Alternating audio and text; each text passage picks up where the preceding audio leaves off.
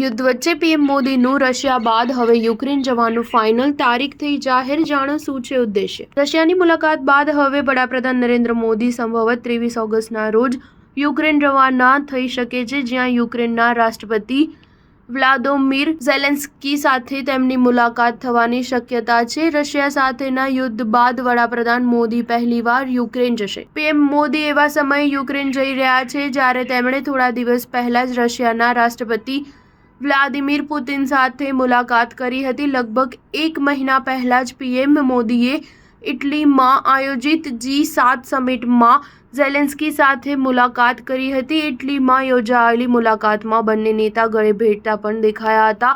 લોકસભા ચૂંટણીમાં જીત્યા બાદ પીએમ મોદીના ત્રીજા કાર્યકાળ માટે ઝેલેન્સ્કીએ તેમને શુભેચ્છા પણ પાઠવી હતી અને યુદ્ધગ્રસ્ત ક્ષેત્રની મુલાકાત લેવા આમંત્રણ આપ્યું હતું. આ વર્ષે માર્ચમાં વડાપ્રધાન મોદી અને ઝેલેન્સ્કી વચ્ચે ફોન પર વાતચીત દરમિયાન બંને દેશો વચ્ચેની ભાગીદારીને મજબૂત કરવાના માર્ગો પર ચર્ચા કરવામાં આવી હતી. આ ઉપરાંત બંનેએ ચાલી રહેલા સંઘર્ષને ઉકેલવા માટે વાતચીત અને કૂટનીતિ પર ભાર મૂક્યો હતો. આ દરમિયાન વડાપ્રધાન મોદીએ કહ્યું કે ભારત શાંતિપૂર્ણ ઉકેલનું સમર્થન કરે છે અને ક્ષમતા મુજબ દરેક શક્ય પ્રયાસો કરવાનું ચાલુ રાખશે. સ્ટાર ન્યૂઝ 7 હંમેશા સચ્ચાઈની સાથે.